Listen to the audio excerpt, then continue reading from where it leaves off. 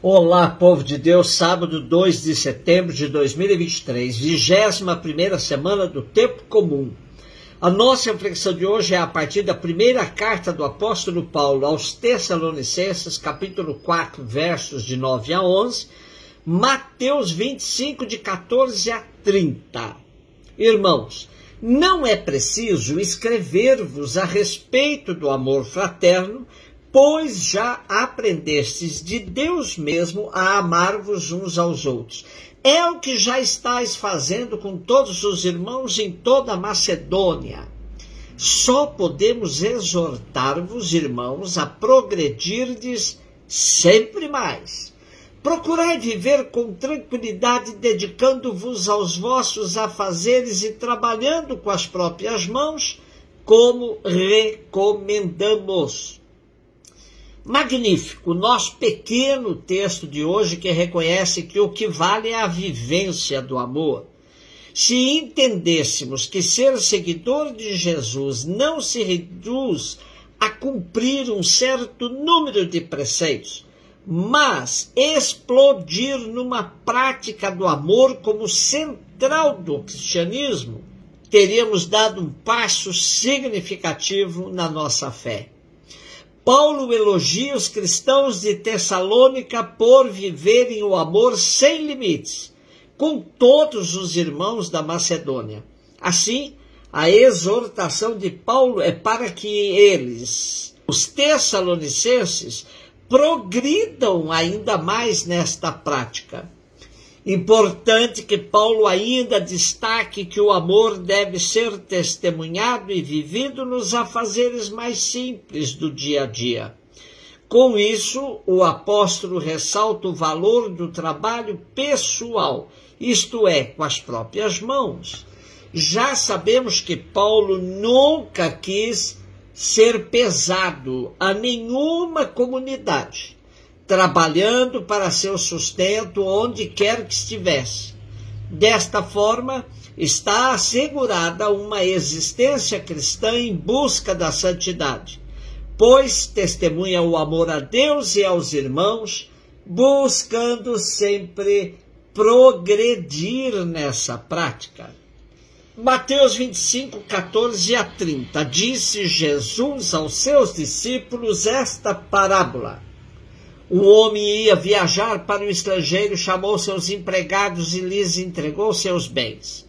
A um deu 5 talentos, a outro deu 2 e ao terceiro 1. A cada qual de acordo com a sua capacidade.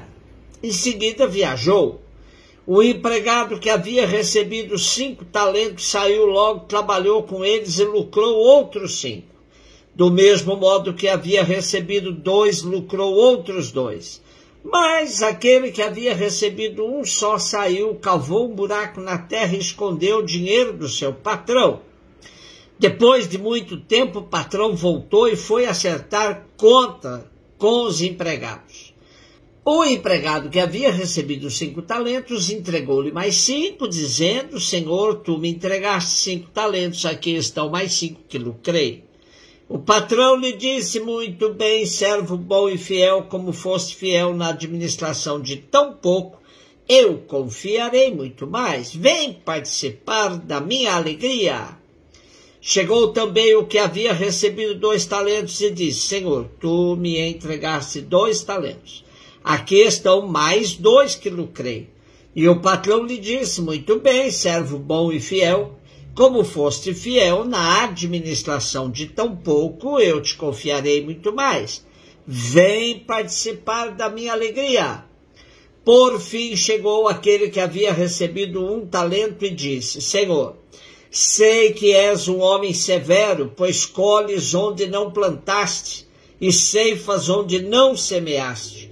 Por isso fiquei com medo e escondi o teu talento no chão. Aqui tens o que te pertence. E o patrão lhe respondeu: servo mau e preguiçoso, tu sabias que eu colho onde não plantei e que ceifo onde não semeei?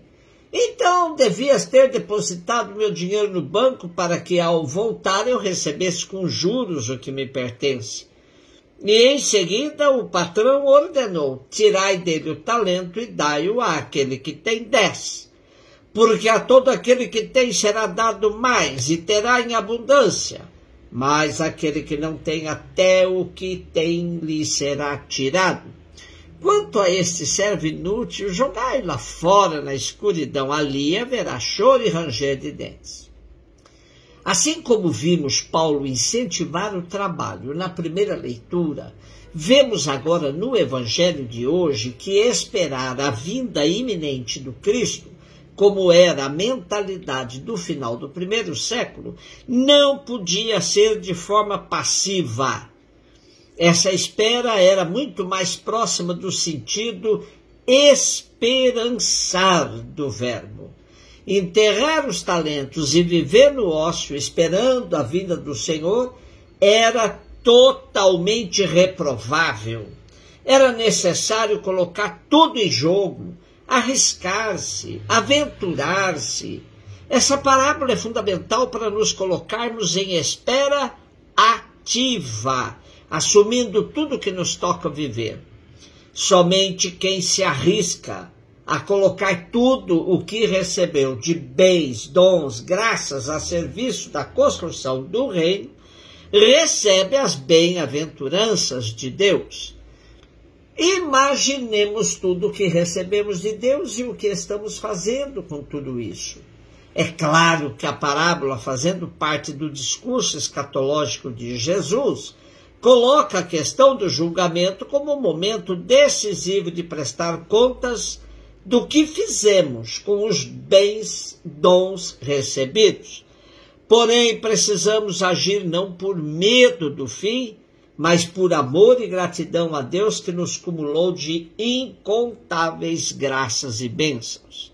Vemos na parábola que o medo é paralisante, nos torna servos inúteis.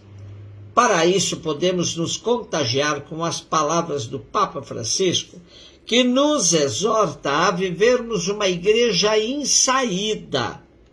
Diz-nos ele: a igreja em saída é a comunidade de discípulos missionários que primeireiam, que se envolvem, que acompanham, que frutificam e festejam.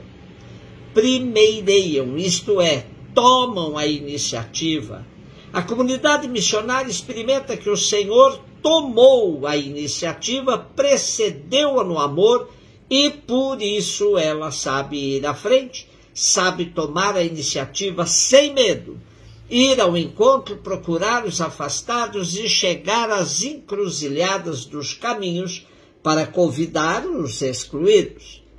Vive um desejo que não se cansa de oferecer misericórdia, fruto de ter experimentado a misericórdia infinita do Pai e a sua força difusiva. Ousemos um pouco mais no tomar a iniciativa.